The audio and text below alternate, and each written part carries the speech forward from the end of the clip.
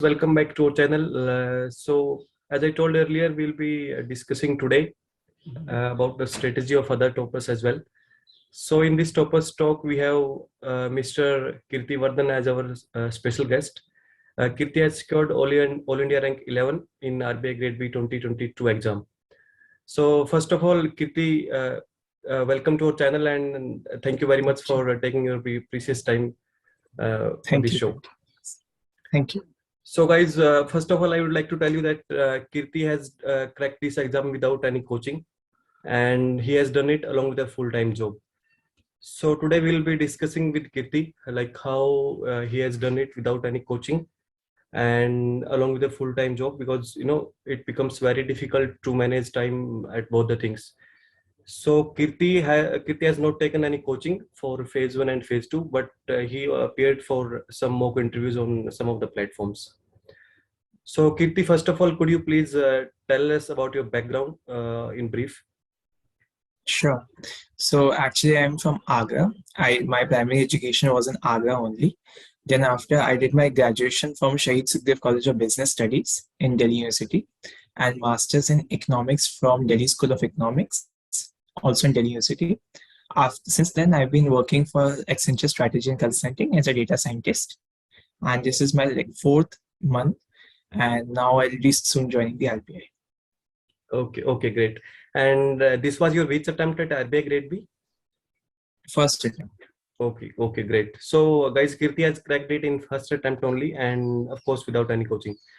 So Kirti, let us start with phase 1 first and with general awareness section first. So how you prepared for GA section first of all, because it contains the most weightage and it's one of the lengthiest section, I would say. So could you please brief about this strategy? So for the general awareness section, since I didn't have a lot of time in my hand because I was simultaneously doing my post-graduation. So the phase 1 was in the month of May, the last week of May. And my post-graduation exams were also in the same week. So I had to give 2 exams in Delhi, and my center for phase 1 was in Jaipur. So I had to manage all this together at the same time. So because of that paucity of time, I did refer to some compilation that is from Vikas Poonia, monthly compilation. It is freely available on the internet. Right. So anyone who have a little less time in hand can look to that compilation and can benefit out of it. The main thing right now is to revise as much as you can. So I did 6 months of Bankers at a monthly compilation and I revised it multiple times. Okay, great. So by Bankers and the monthly compilation, you mean that the Hindu review PDF, right? Yes, exactly. Okay. And apart from that, did you also refer to any other compilation, for example, Affairs Cloud and any other source? See, I once checked the Affairs Cloud PDF, but I found it very bulky in nature. And since I was already doing post-graduation at the same time, I could not afford to give so much time to the monthly compilation. And since phase 1 is generally just a qualifying examination, that's why my priority is to just sail through the cutoff in phase 1 and focus on phase 2 part more rather than focusing a lot on the phase 1. And that Bankers at the Hindu monthly compilation did that for me. Yeah, great. So guys, I also advise the same to you. I actually did the same for phase 1 GA. I used to take out the printouts of this Hindu review and I just used to revise it multiple times. So Kirti, did you also prepare any kind of notes like in soft copy or in some hard copy for this phase 1 GA, or you just revise the printouts of that monthly PDFs? I just revised the printout. For phase 1 GA, I didn't prepare any notes. I prepared notes for phase 2. But that was also from Skidha sir, Shirang sir blog. So for those who don't know, he's a senior at RBI and he maintains a blog. So I edited his earlier notes only for phase 2. Okay, great. So guys, for phase 1, as per Kirti, you have to follow only just the monthly Hindu review for the 6 months before the date of the prelims, and you do not have to take any kind of notes at all. You just have to take printout of the monthly PDFs and you have to revise it multiple times. Okay, thank you, Kirti. Now coming to the next section, that is quantitative aptitude. It is one of the scariest section because many of the guys are not able to just sail through the section cutoff. So what was your strategy for that? So for quant and reasoning, my strategy was simple since I had decent background in it because I did my post graduation in economics, and economics has a lot of mathematical part, especially for the entrance part. We practice a lot of quantitative stuff. So I focused on, and I had class 12 science as well. So I prepared for JE as well. Uh, Right. at the same time, that's why I had some background in phase one quantum reasoning. If I had to, let's say, check any particular topic, for example, I felt that logarithm is asked a lot in the paper and it's pretty much doable. So I'll just go to the YouTube, find some shortcut to how to solve it, and I would learn that trick. And once I know that trick, I'll try to revise it multiple times through some freely available sources on the internet. No such coaching is required for that. If one wants to do so, I think he or she can use one or two mock tests which are free, which are available. It might be paid, it might be free of cost as well. But apart from mock tests, there's nothing much which is required. And I also practiced one or two mocks before the final phase one. And since I mentioned earlier also, because my phase one was just in middle of my two Delhi school papers, that's why I just solved a minimum of, I think in all totality I've solved 5 mocks, uh, two from if I remember correctly, 2 from Olive Board and 3 from practice mock. So these are mock tests, and one could also revise the same. Apart from that, I didn't do anything special for the phase one. Okay, so did you also refer to any specific book for quantum reasoning, or it was just through internet only? Through internet only. Okay. Otherwise, I've heard from many people that R.S. Agarwal quantitative reasoning is very good. But since I had my post-graduation exams, I did it. Okay. So I think the key is to identify the topics which are being asked in the RBI exams. Just look at the previous year questions once and just go through the topics and identify your strong and weak areas and just revise it again and again and just note down the tricks and attempt the mock test. I think that will be all right, Kirti, for phase one quantum reasoning. Correct. Okay. And now for the English section, did you prepare anything specifically or nothing much? No. I in those 5 mocks I gave in totality, I felt that English was my strongest portion. So I really neglected it before the phase one. Mm-hmm. But that didn't backfire me. I scored decent marks in phase one. And since it's just a qualifying exam, so they just test your basics in English. No special coaching is required. Nothing special needs to be done, at least for phase one. For phase two, there some practice is needed, especially in Prezi, if you don't know how to write a Prezi beforehand. Right. But for phase one, I believe that if you have a background, and by background I meant that if you are educated in a convent school, or let's say in a very decent English medium school, then no specific other requirements are there for phase one, at least. English. Okay. Yeah, very rightly said, Kirti. See, for phase one, it's just a qualifying exam. You have to identify your strong and weak areas and you have to just practice it again and again. I do not think so. Personally, there is any requirement of any coaching specifically for phase one. You can just use internet extensively. Everything is available free of cost on YouTube. Just go through the standard videos for the standard topics which are being asked in RBI Grade B again and again. Practice it, and of course, as Kirti said, attempt mock test as many as possible. So with the help of that, you'll be able to sail it through. Right. Correct. One thing I would like to add here is please. that one should focus more on the English and the GA part, because they are very scoring in nature, and it could lead you to clear the overall cutoff. For quant and logical reasoning, since it's generally on the tougher side, one should focus a lot on clearing the cutoffs. So once quantitative nature, once quantitative aptitude and logical reasoning cutoffs are clear, then I believe that for English and GA, if one scores decent marks in it, the overall cutoffs should be clear. And since phase one is qualifying nature, the focus should be on just clearing the cutoff rather than scoring a lot in phase one. Yeah, rightly said, Kirti. In fact, I am finding my strategy also very similar to yours. I also followed the same. I just focused on the GA part and somewhat on the English part. And for quant specifically, I just focused on clearing the sectional cutoff. That's it. So that will be the key, guys. Now, Kirti, specifically for phase one, if you're asking, is there any requirement of any specific newspaper to be followed on daily basis?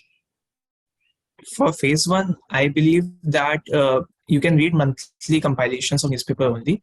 Newspaper comes very handy in phase three, that is the interview, and in phase two also it adds value to your answer, especially for the current affairs or the topics which are in news, or I would say even for the older topics you might get relevant data from the newspapers. But for phase one can rely on monthly compilations. Okay, okay. And if you could please tell us any specific newspaper you followed for any of the phases?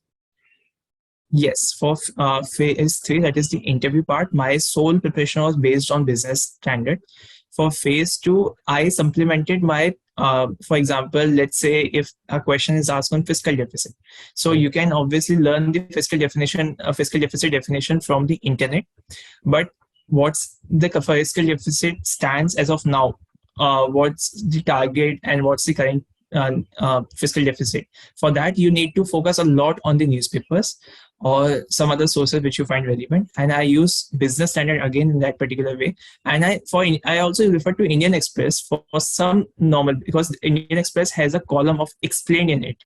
And I find it very useful for phase two and for the interview, because it explains the entire topic. If you don't know even the basic definition of that particular topic, you will definitely come across that that in the explained column, and that would help a lot. Yeah, very right. So guys, the key takeaway is that for phase one specifically, you can skip the newspaper. However, for phase two onwards, phase two and interview as well, I think newspaper is very necessary. It will help you to, just strengthen your concepts as well as in, improving your English for descriptive section as well. Now, Kirti, coming to the phase two, and first of all, we will discuss about the first paper, that is economics and social issues. So could you please brief us about your strategy for the same? So for phase two, again, I had very less time because my final exam ended on 6th of June and my phase two was on 25th of June. Right. So I had those 19 days only. So I had to very strategically place my bets, because one day of, if I waste even one day, that would lead my chances to a very lesser extent. So I focus extensively on making this strategy. So for ESI, I actually prepared a lot, focused a lot on the economy part and the descriptive part. So my strategy was to score as much as possible from the economy front and the descriptive front. Some idea of the social issues I had from phase one, and I extensively relied on PIB for phase two social issues. Apart from PIB, I didn't refer any source, not any coaching, nothing, because one or two coaching resources I saw, and I felt that it's too bulky in nature. I can't afford to lose my sleep on those social issues things which won't be asked, and even I could not even recall those in the final exam. So I thought of focusing a lot on the economy part. Since I had some background in economics, I focused a lot on the economy part, just revising the concepts. And for the descriptive part, one extra thing I did was I used the search option in the business standard. And for example, if a question is there on, let's say, if I had to prepare my notes on, let's say, balance of payment, then I would search balance of payment on the search option business standard. And whatever current happening is there related to balance of payments, I'll get that.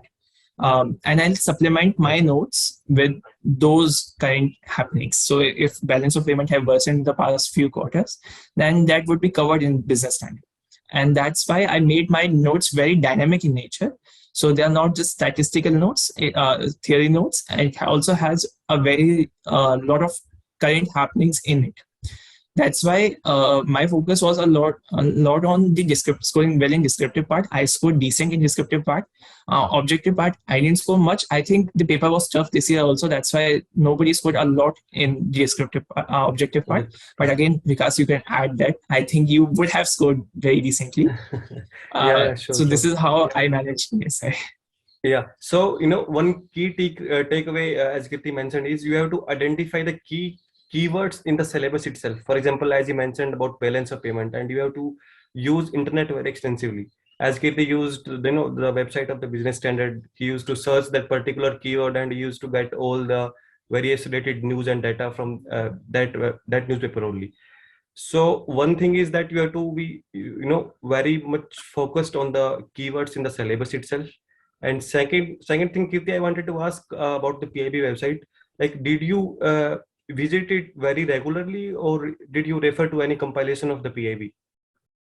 No, I didn't refer to any compilations. I again identified the keywords. For example, if agriculture is mentioned in the syllabus, then I would use the filter on PIB website to go through the Ministry of Agriculture and Farmer Welfare. I'll go to the extent in depth as much as possible for me, given that I had allotted only a very less time to ESI, especially the social issue part, as I mentioned before as well. So within that time frame, whatever important I would say schemes I could identify using PIB on related to Ministry of Agriculture and Farmer Welfare, I'll jot it down in my notes, and that's a way I prepared for it. So I extensively focus on finding those keywords and finding those ministries which are pertinent to that keywords. For example, Ministry of Civil Aviation is of no use for phase 2, I believe. One or two odd questions might be asked someday or the other, but again, you don't prepare for those questions. You try to answer those 80% questions which might be asked. Exactly. Right. So that's why I focus extensively on this syllabus. And once the keywords are identified, I focus on those ministries. I think Ministry of Rural Development is very important. That front, Ministry of Agriculture, Farmer Welfare is very important. Women, Child Development. These all are important ministries, and you can also add some more important ministries. Of course. As Kirti mentioned that in the syllabus itself, in ESI, if you see, health is very, mentioned very explicitly. Similarly, education is mentioned. So these two ministries become automatically very much important from the point of view of the exam, right? So you have to refer these ministries or the keywords which are mentioned in the syllabus itself. And as Kirti said, you have to use the PIB very extensively, and you have to make your own notes. Guys, as I said earlier, please don't refer any of the compilations of the PIB. If you are referring to any of the compilations, you will not be able to, develop that much understanding about the syllabus itself. So it is very much necessary that you visit PIB. You have to take that much pen, and you have to make your own notes. Right. And I have also observed that once we go through the website ourselves, our brain works in that way that we do remember what was there on the website. We somehow, in somewhere in our brain, we remember exact figures that were there. So once the option comes in front of us in the exam, we can eliminate those options which we think are definitely not there on that page. So this way, that audiovisual memory helps using the PIB, because if you go through the monthly compilation from any coaching of PIB, you will find there will be like 200 pages, and out of those 200 pages, you won't remember what was there on the 71st page. You might remember if you have very exceptional memory. I didn't. So I focus a lot on learning myself so that I could remember. And if I have gone through the Ministry of Rural Development using PIB myself, then I would surely remember what was there in that scheme. And even if I don't remember the exact thing, I could help using elimination technique. Yeah, that is very much true, Kirti. Once you start doing by yourself, you will develop this kind of habit, and you will start remembering the things very slowly and slowly. Guys, things will happen slowly, but they will be permanent in nature. So you have to be very much patient and very much regular if you want to crack this exam without any coaching. So, Kirti, as we are discussing about PIB, government schemes constitute about 40-50% as part of this ESI paper. So, apart from the PIB, did you use any other specific source with respect to the government schemes? No, I focused on PIB only, and revising my phase 1 paper, because phase 1 GA part also had some government schemes asked in it. So I focused on that front as well, because I revised for 6 months, let's say, for phase 1. I again used some compilation, that Hindu monthly compilation, to go back to, let's say, 8-9 months or maybe a year if time permits. But I didn't have that much luxury for time. But if somebody has time, definitely he or she should go for at least 1 year for PIB or whatever source he or she is referring, for phase 2 at least. For phase 1, 6 months is more than enough. Right. And what about the RBI website? Do you think it is necessary with respect to the phase 2 for any ESI or FM paper? I think it's very important for the FM part. So for the ESI, you can obviously use RBI website because RBI also has a lot of economic data in it. But for the finance management, it comes in handy. And once you go through the entire syllabus, you also revise the RBI website, and you will realize that these things are linked in between. So economics is not different from finance. Finance is not different from economics. It's just part of the syllabus. But you realize that they are having a lot of interlinkages. So I felt that whatever I read for the finance part also helped me in the economy part of the ESI paper, and vice versa is also true. So RBI website is, I think, the Bible for this paper. Yeah, very right. So as Kirti said, you can refer RBI website. Maybe it is not that much important for ESI paper, but it is very much handy when it comes to the FM paper. So specifically, you can refer some important sections. For example, FAQ is there, then what's new is there, and you can update your notes accordingly on the daily basis. So apart from PIB, RBI website is very much important for you guys. Now, Kirti, in ESI, two specific topics are mentioned, that is budget and economic survey. So did you go through the economic survey very thoroughly, or did you use any kind of summary sheet or something like that? I would love to go through the entire economics survey. Being a student of economics, right. I never had the time during masters to go through the entire economics survey. My masters were very quantitative in nature, and I used to remember how much I loved economics during my undergraduation, and now it has gone through so much difficult level in masters that I didn't have the time to actually go through the entire economics survey and budget. But for this exam, I focused on reading through PIB only. So PIB has two parts. One is the summary of economic survey. The other one is the highlights of the economic survey. Right. Go through both the pages. One might cover something in details. The other might cover it superficially. But both the links are very important. So for budget and for the economic survey, I did it through PIB only. Summary as well as highlights. Both are covered. But if you have time, you should go through the economic survey, or at least read some YouTube video related to it. There's a free channel run by, I think, Vikas Kondolili. I think Vikas Kondolili is his name, if I'm pronouncing it correctly. But so he has entire series dedicated to economic survey. It's actually very helpful. I used to see 1 or 2 videos during my free time or while taking a metro. Right. But I believe that even if you don't have that much time in hand, you can go through the PIB compilation for not PIB compilation, PIB highlights and PIB summary for economic survey and budget. Right. So guys, if you are having very much less time and you are working already, then as Kirti said, you can refer to a PIB summary or some other summary sheet for that matter. However, if you are not employed anywhere and you are preparing only for the RBI, then of course you can refer to the whole document of the economic survey and a budget as well. So as we can see, Kirti has used PIB extensively for the ESI paper as a whole. And of course, it doesn't require any kind of coaching. You can do it by yourself. All you need is your internet, your hard work and patience. So Kirti, now moving to the next paper, that is finance and management. So about management, how did you prepare? So for management, I focus on just one part.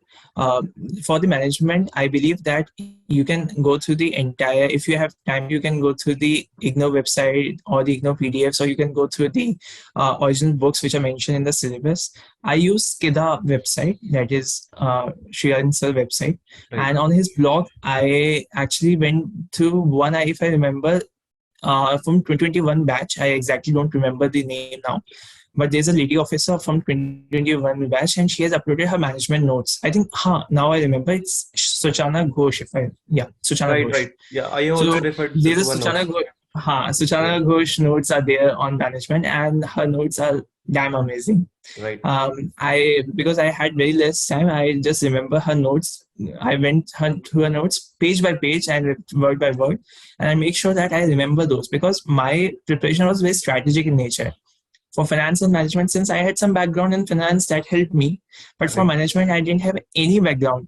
So for that management theories and everything, I went through her notes. I used live examples. I thought about live examples. For example, if you are quoting something on operation management, operation research, then Toyota example you can quote, Right.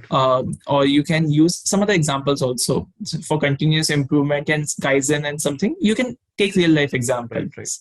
Right. Transformational leadership, transactional leadership. What are the real time examples for that? For example, for transformational leadership, I thought of example as Azim Premji or N.R. Narayan Murthy or Ratan Tata for that Right. matter. Right. You can think about it, right? What are those real life examples? And this way, I made my management notes. So basically, my notes were derived out of her notes just by replacing some replacing with some practical examples about real time examples, I would say. And for the finance part, I just focused on my undergrad notes, nothing more, much more.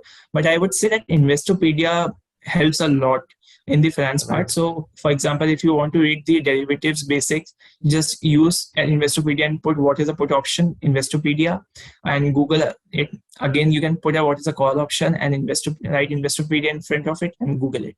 So, Investopedia Right. helps a lot. Just go by topic in finance part. I think for the finance part or the management part, no coaching is again required because management could be easily covered from sources available online or from the traditional books also. Robbins, I believe, is a very good book for management. Yes. And for finance, again, you can use Investopedia and real life example. Also, RBI website is very important here. Right. Very much right. I even followed this Robbins book as you mentioned. So Kirti, like if anybody is there who is from non-finance, non-management background and he's starting the management portion only for the FM paper. So how would you suggest? Should he refer any specific book or he can directly read the notes you mentioned? So for management also, I didn't have any background. So I Okay. would say that the notes were self-explanatory in nature. But again, we might be very lucky, the other batches might not be. So referring to the traditional books are always recommended. I didn't have that much luxury of a time. That's why I had to take these shortcuts in mind. But if you have Right. time, you should focus on the books, and there's no shortcut to it. The books are very Right. good for management. They cover the theories in detail, and it also develops you to. It also helps you to develop an understanding of the topic, and that's very much important for this paper because I believe that finance and management paper is very application based in nature.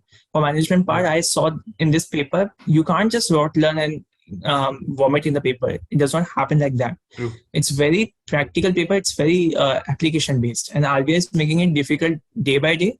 So I would suggest to go through the entire books if you have the time. Right. Right.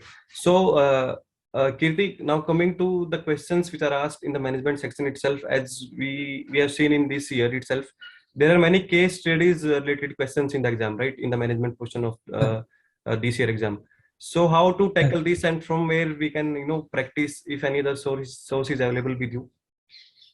I don't think I use any other source because I found although those questions were very new to me, I didn't Right. expect such type of questions to be asked in the examination. But I believe that anybody who tried to focus a lot on understanding the part rather than learning it broadly would be able to tackle those questions. So basic understanding of management theory is very important. Books helps in that regard. So traditional books are the way to go about in management. Right. So guys, the key takeaway is that you can refer the standard book, that is Stephen and Robbins. Some standard book is there. The same book I also referred for the management part. And apart from that, as Kirti said, he referred to the notes which is available on the Skidha's blog. I'll try to give the link to you guys in the description section for those notes. Now, Kirti, for the finance part, as you know, you had some background in the finance.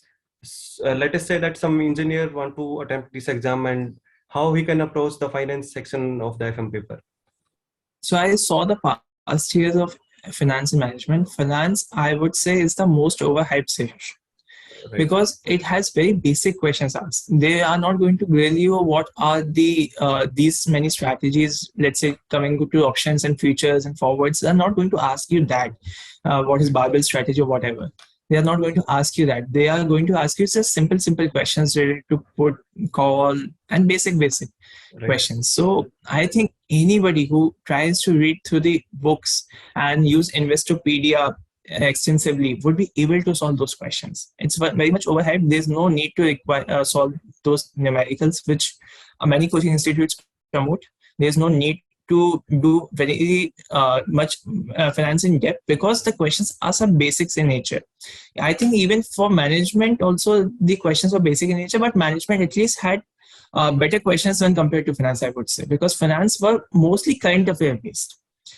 Rather than being static in nature, they were mostly current affairs based. So RBI website helped in that. Management at least had some theory questions to be asked. But for finance, I would say it's very much current affairs oriented. So even if you don't have a lot of in-depth understanding of the finance, that does not matter, because at the end of the day, go through the RBI website, go through the PIB, and you will be able to develop an understanding of what is happening in the financial system of the country. Yeah, very much true. You guys, for finance, you have to just develop the basic understanding of the Indian financial system as a whole. About, let us say various types of banks, what they are doing, why they are doing, what is repo rate, and all. You can find all these things free of cost on the internet itself. As Kirti rightly mentioned, we have to use various websites such as Investopedia and all other. You can just Google the various basic things. So one last thing in finance, Kirti. For example, some words are mentioned in the syllabus itself. Let us say inflation, types of inflation, CPI, WPI. So how did you prepare that? You used only internet or any other book also you referred for that? No. I believe that for finance, especially for WPI, what constitutes WPI, what constitutes CPI, I use the original websites. For example, CPI is published by, if I remember correctly, CPI is published by MOSPI only. Yes. I think so. And for WPI by Ministry only. So Economic Advisor, Ministry of Commerce represents, publishes the WPI. So I use the original website, and I would type PIB in front of them. And since PIB has publications of whenever the latest data came, so PIB also explains you what was constituted in out of how is WPI calculated, how is CPI calculated, and what are the major components out of it. So through PIB only I made those notes that let's say CPI has been published by this authority, this and the current data is this much. And we can expect RBI on this front to develop an understanding of what RBI will do next based on this data. Right. So guys, you can see you have to be very much smart and you have to follow your syllabus very religiously. Just Google the basic things and follow the standard websites such as PIB, RBI and all, and you will be through this exam. Do not waste your time, energy and money on these coaching institutes and all. After all, it's your wish. Now, Kirti, what about this descriptive writing? How did you start the descriptive part, and how did you analyze your writing itself? So I practiced typing a lot because we were so accustomed to use a very good laptops and something like that. So because I often use office laptops, I was not very much well versed with the keyboard type computers that was there. So I practiced this. I purchased a very cheap keyboard, and that helped me. And I think that somehow everyone should practice on that keyboard at least for 1 or 2 days minimum, at least. So that helps. And apart from that, I supplemented my static knowledge. You can learn from Investopedia, from RBI website, from anywhere, and use again business standard PIB RBI website to have the current data with that, and just supplement your static answer with the current affairs, and that would help. Right. So guys, I'm telling this again and again, if you do not have any external keyboard, please buy it. Go for the cheapest one, but you should have one. Otherwise, you'll be facing difficulty while typing in the examination hall.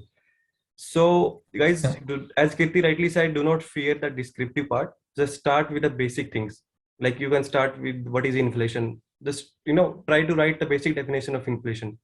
And while making notes also, at the back of your mind, you are developing this habit of descriptive writing. So just do not fear this, but I would advise you to just go through the previous year questions about the descriptive part and just try to answer it by yourself. And you are the real judge. You can see by yourself whether you have written it nicely or not. So you can improve that. Improve on that. Right. Now we are left with the notes making and the test series for the ESI and the FM paper. So Kirti, is there any specific test series which you followed for both ESI and the FM? No, I didn't use any test series for phase 2. Okay, and you just you used to write your answers and review it by yourself. Since I had to prepare in that short time only after my post-graduation papers, so I didn't show my paper, answer writing to anybody. I just used to type it. And since I used to make notes for ASI, I used to make notes using that old keyboard only. Okay. That helped because I was practicing at the same time because I was typing my notes, and that way notes would also be made. So both things would be done at the same time. That's why it helped me, and that's why I could increase my speed of typing Right. also, because I used to make notes using that old keyboard only. Right. And I would recommend that only because it saves a lot of time. If you try to make your notes using your laptop, then you had to practice descriptive answer writing otherwise also. But I didn't have that much time, so I used the old keyboard only to type, and that helps. Right, right. Very right. So guys, keyboard is the key difference, even if you're not giving test series for both ESI and FM, but if you're practicing on keyboard for at least your notes making, then, you'll be through, or you will be, at some advantage with respect to other guys who are not practiced, even once on the keyboard. So please Right. make sure that you are practicing or you are making your notes or on the keyboard itself. And what about the notes making, Kirti? Did you use any other specific software for the notes making? No, not simple word. Simple word files. Okay, okay, great. Okay, I think we have covered everything about this, both ESI and the FM part. Now moving to the English descriptive part, could you please throw some light on this paper? Right. For English descriptive part, one essay is asked, one press is asked, and one comprehension is asked. Right. I didn't practice comprehension because I believe that comprehension is something that we have been doing since our school time. So Right. that's pretty much doable. Also, I would recommend that one should always read that English section on the Skidha blog, because he has mentioned some tips on how to tackle that English paper, and that really helps. So I decided based on that blog only that I have to write these many answer in these many words in the English paper in the comprehension part. Pressy this year was actually very tough, and even I had to read a lot before solving that Pressy. So Pressy is very important, and one should practice this extensively. And if you don't know how to write a Pressy, you should definitely see some YouTube video. And a lot of guidance is available freely on the YouTube on how to write a good Pressy. Even some UPSC people also helps in that way. Right. And you can obviously show your Pressy to some person who is preparing for, let's say, RBI exam or the UPSC exam, and he or she could be a better guide. And for the English part, since I mentioned Indian Express, Explain helps a lot, because now you have basic understanding of what's happening in the country, and you could write answers on any current affairs that might be asked.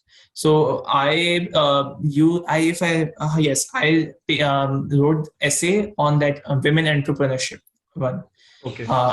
Women entrepreneurship. So I use real life examples, and I think that helps a lot, because if you are using real life examples in English essay, that let's say Kiran Majumdar Shaw or something like that, that really helps. And I used a quote also to start it, and I also end it on a very positive note. So I believe that whatever you are writing, no matter whatever topic you choose for the essay part, end it on a positive note, and that really helps. Right, right. So guys, now specifically for the Pressy part, as Kirti rightly mentioned, there are many freely available videos on the YouTube. Just search how to write a good Pressy, and you will see many videos. Just go to 2 to 3 videos, and you will get some basic understanding, like you have to write the title of the Pressy and how many, like approximately 1/3 of the words we have to write in the Pressy itself. Okay. So all these things you will learn in the videos itself, which are available freely on the YouTube part. Now, Kirti, for the Pressy part, how did you practice it? Like, Did you use any specific website from where I can go and search some Prezi and I can by myself write Prezi on those topics? No, I didn't use any specific website. Let's say I this 1/3. Otherwise, in the paper also they have mentioned how many words you need to Right. write, and it's very important. Never cross the word limit for Prezi. True. It's highly recommended. It's a no-brainer that you should never cross the word limit for Prezi. And what I used to do is for practice only. Whatever the article, I used to calculate the words. I'll just copy paste an entire article from Indian Express. I used to calculate the word, that's how many words it has, and I used to write it down after reading it after reading the article one time. I used to write down Prezi on my word in 1/3 of that words. So this way I practice it, and no other sources I believe is required for that. Once you have the hang of it, you can write using any basic articles you find on the internet. Right. So as Kirti has mentioned very much thoroughly, guys. Just go on the website, and it's better if you're going on the let us say Indian Express or the Hindu or Business Standard for that matter.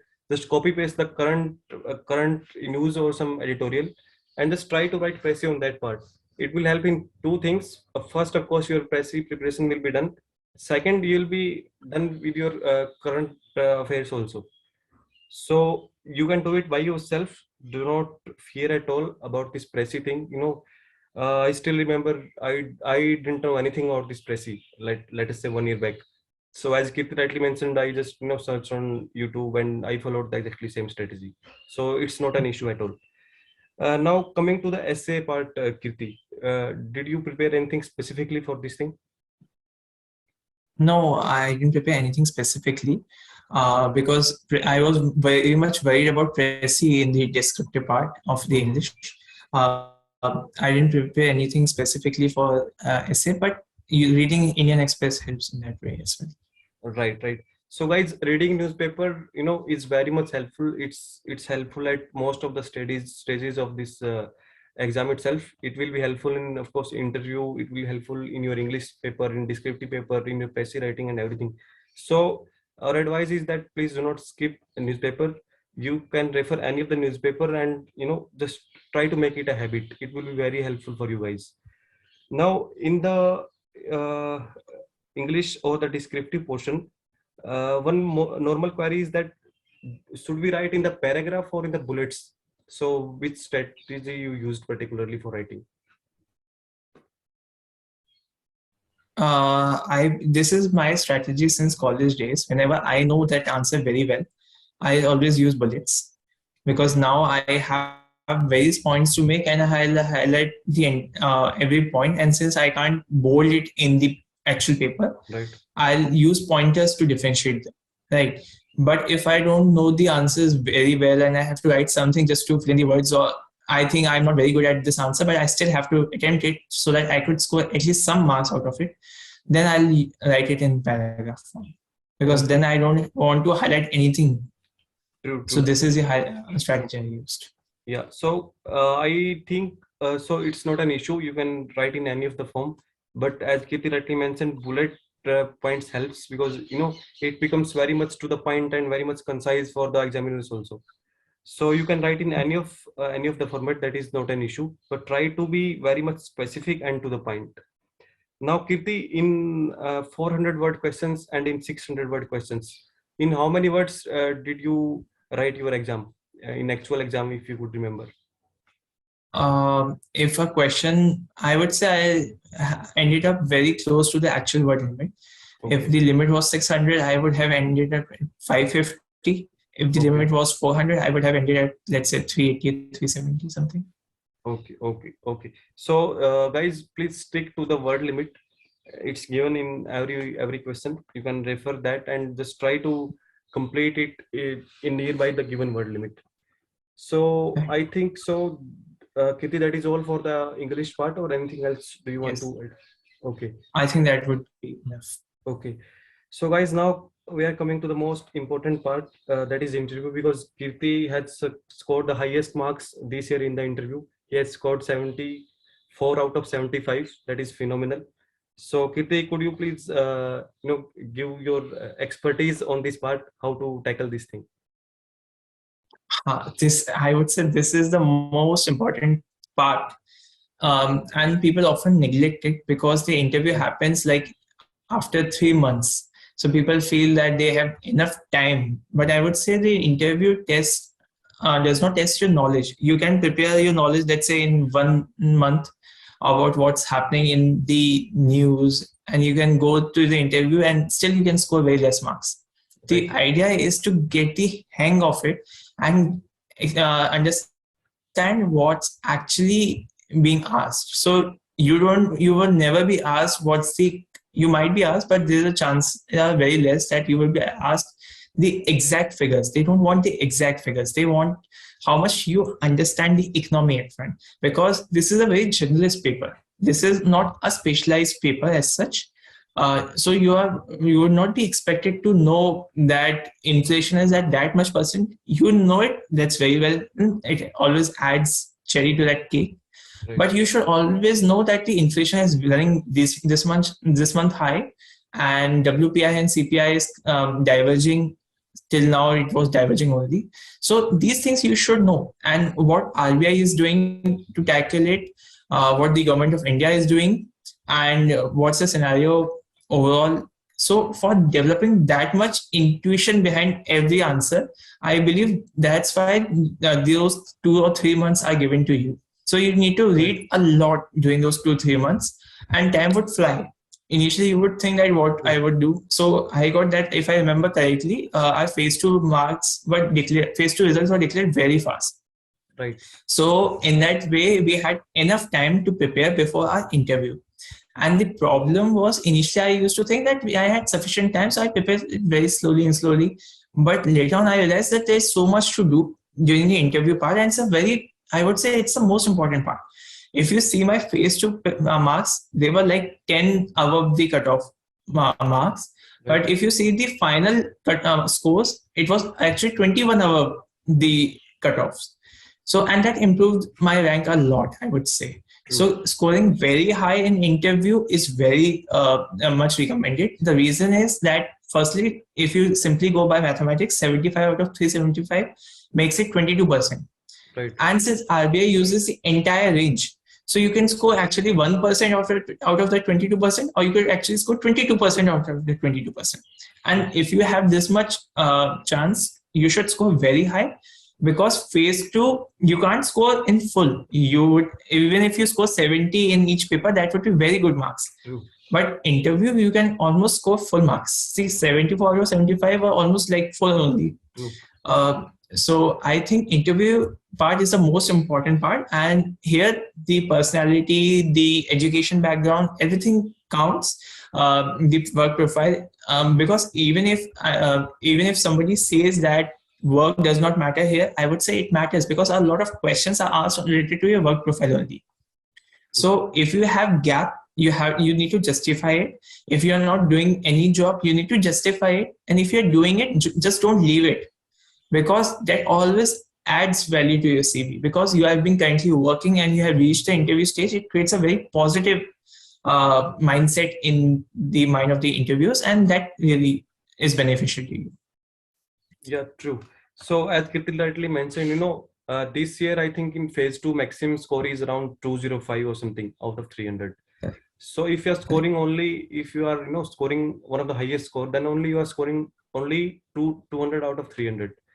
So if interview is of 75 marks, it becomes very much important, especially if you are referring to the selection part, because interview is the real decider in case of RBI grade B. It's like make or break for you guys. So please, as Kirti said, please take interview stage very seriously.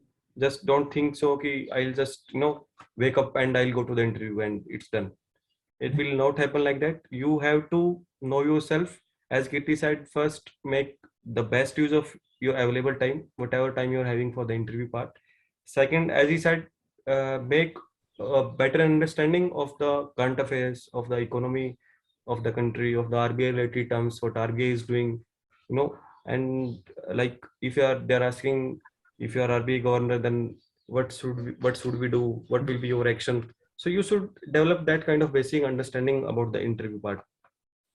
Now Kirti, what is the role of the biodata in the interview? So biodata was actually a 4 or 5 pages, and my interviews write solely on the biodata. I would say there were other questions also, but biodata constitutes like 80% of the questions that were asked to me. And I think you always have an advantage if you can prepare your biodata thoroughly, because if you, let's say, fall in your biodata only, then it creates a very negative impression, because this is something you are expected to know. This is, you are telling about yourself, and if you don't know about yourself, then you're not, it shows that you're not aware. And even if you are aware of entire surroundings, neighborhood, whatever around you, even if you are expert at geopolitics, it does not matter, because you are not aware about yourself only. So micromanaging at that front becomes very important. And for the interview stage, I think the first thing you should do is read your biodata line by line. And by line, I went in so much detail that I would supplement it with the help of an example. Since I belong to Agra, I prepared every question which could be asked out of Agra. What was its population? What's its sex ratio? How many young people are there? What are the exports out of Agra? Why is Agra famous? The history of Agra. Why is even Agra called Agra? Under which regional office Agra comes? Everything related to Agra. Who is my MLA? Who is my MP? Everything. Who is DM of Agra? Everything. So you have to go through the biodata in very micro sense. Don't just get a gist out of it. No, that doesn't work. In the interview stage, prepare every question. Expect every question that might be asked, no matter how much foolish it is. Prepare to the last moment and prepare every question in depth, because the questions which was asked to me were very technical in nature, I would say, and they were very good questions. So if I have to tell my interview experience, you would be amazed at how it was actually a generalist interview, but they asked questions related to data science also, since I'm working in a data science firm. Right. So I was not even expecting them to go in that much detail, but thank God I prepared it for the worst case scenario, and that really helped. Because at one point of time, I was feeling that it's a kind of a DPR interview rather than a generalist card interview, right, because they were going into nowcasting, forecasting, everything. Right. So micro managing biodata is very important. Yeah, very, very much true, Kirti. You know, guys, we cannot have any other expert other than Kirti. He has scored maximum marks this year in the interview itself. So the key advice is that, you know, the biodata is, you have filled your biodata by yourself. So you have to justify that. Just go through, as Kirti said, each and every line. And, you know, once you start reading the biodata by yourself, then you will be, you know, able to make out questions in your mind itself. Okay, are you written this? What could be the possible question out of this line? So by line, by word, you have to prepare for the interview. So as Kirti rightly mentioned, you know, majority or like 70 to 80% of the interview will be revolving around your biodata only. So please make sure that you are, you know, very much focused on your biodata part. So I think we have covered everything, Kirti. Any other specific or additional advice would you like to give to the future aspirants? For the interview stage, I would say that apart from the biodata, read Business Standard or any newspaper you feel regularly. Read RBI website regularly, and by RBI website, you should be thorough with the recent speeches a lot. Never neglect those speeches, because indirectly or directly the questions could be asked out of it. For example, there was recent speech by Deputy Governor T. Ravi Shankar sir, and that speech was based on how to shift from it was basically based on how to develop that corporate bond market in India. And the questions were asked indirectly that what's the difference between a bank-based economy to a market-based economy, and what steps are India doing to shift from a bank-based economy to a market-based economy. And firsthand, these two topics might look very dissimilar, and I just told them very generic answer because I didn't know the exact steps. Then he said that there's a recent speech about it, if you have read about it. And then it stuck to my mind that he's asking about this speech that about how to develop that corporate bond market, and then I supplemented my answer with corporate bond market. So I would say read the speeches, read recent publications. These are very important. That function and working of RBI PDF is very important. And just smile during the interview. Don't laugh, don't crack jokes. They're very senior people, but put a smile on that face, because if you have a very good personality, and even if your knowledge, let's say at some one, because nobody knows everything, so at one or two answers you might feel that I may not be able to justify in a better way or something, but at least if you're preparing, at least if you're, whenever you're preparing, put a smile on your face and prepare in front of a mirror, so that even when the complicated situation comes during the interview, and that would happen to each one of us, it happened to us and it would happen to each one of you as well. Just put a smile on your face and say, sir, I don't know, but I don't know about it, I'll read about it, but this is what I know. And also put them some views or something related to that topic. For example, I didn't know on what, apart from blockchain, on what other application is CBDC based upon. I didn't know. I know about I read a lot about CBDC, but I was not expecting this question at all. That I always used to think that CBDC is based on blockchains. But in some speech, I think the finance minister, she said that apart from blockchain, our CBDC would be based on some other technology as well. So the chairman sir asked me that technology, and I had no clue about it. I said, sir, I don't know what's the other technology on which CBDC is based apart from blockchain. But I could tell that in recent times, China has instituted e-yuan, and they are running a pilot project using 4 countries, the quadrilateral pilot project. And I named that 4 countries, and he said, okay, let's just move to the next question. So at least you said something on it that was relevant, and that was in very much news. Even if you don't know, say, I don't know, but this is what I know. True. So this is very much true, guys. Kirti has said very much valuable guidance for you guys, specifically for the interview part. Just try to follow them very diligently whenever and wherever you are going for the interview. If you go to my interview experience, I have shared one video. My experience will be similar only. At many places I have said, sir, I don't know. But you have to be, very much polite, and just don't try to beat around the bush. If you don't know, just say don't know. They are, very much expert guys, and they will know that you are fooling them. So just don't try to waste your time and their time as well. It will hurt you at the time of result. Okay, so thank you so much, Kirti, for your valuable time. Thank you.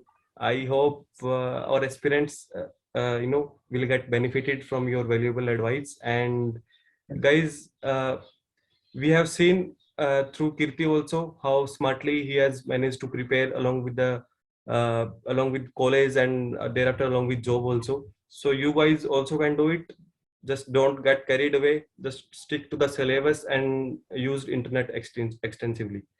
So that is all, guys. Stay tuned, and again, thank you very much, Kirti, for your valuable time. Thank you for having me. Thank you guys. Have a nice day.